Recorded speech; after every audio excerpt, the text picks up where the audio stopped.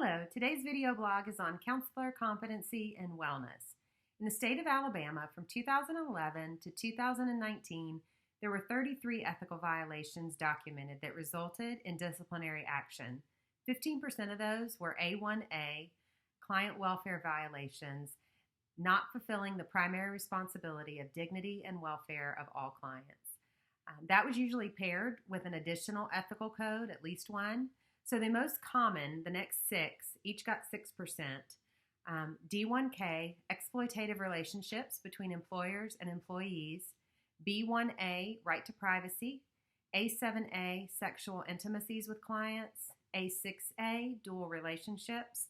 A5A, needs met at the expense of clients.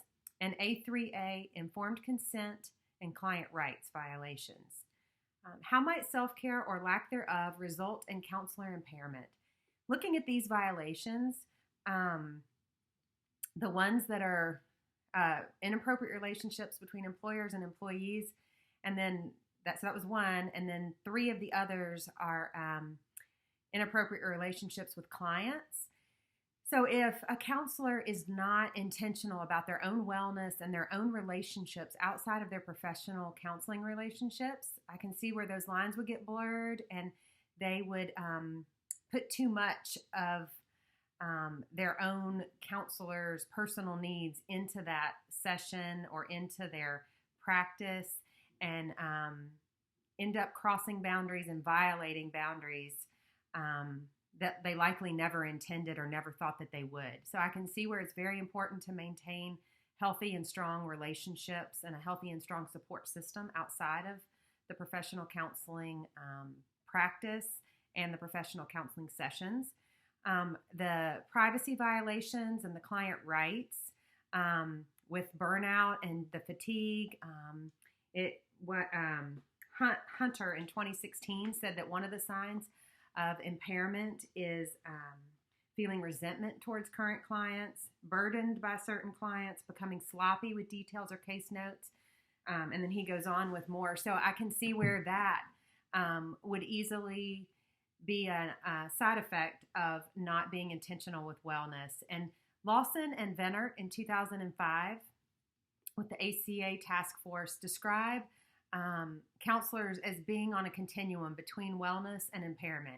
And I like that visual because if we're not intentional about making steps towards wellness with the one-way empathy and secondhand trauma and taking on so much of our clients' pain, it would be natural to fall into impairment. Specifically, the ACA addresses impairment in C2G, saying counselors monitor themselves for signs of impairment from their own physical, mental, or emotional problems and refrain from offering or providing professional services when impaired. They seek assistance. They assist colleagues and supervisors in recognizing impairment. They provide consultation and assistance where warranted with colleagues and supervisors and intervene as appropriate to prevent imminent harm to clients. And then it's addressed again in F5B for students and supervisees. Regarding wellness, the Code of Ethics in 2014 in Section C, Introduction, says counselors engage in self-care activities to maintain and promote their own emotional, physical, mental, and spiritual well-being to best meet their professional responsibilities.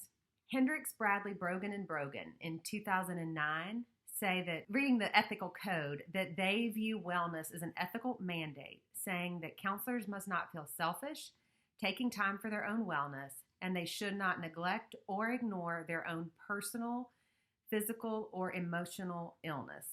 The question this brings up for me is there an opportunity for us as professional counselors to support one another, to mindfully set aside time for peer colleague consultation and provide access and an avenue to sign up for that that is known and easy for therapists, so that there's no professional counselor in any of our communities practicing solo without support of peers who truly understand. So I'm sure there's a lot to the logistics of that, but that's my thought after doing this assignment and what I'm going to think on and just pray for the opportunities for that.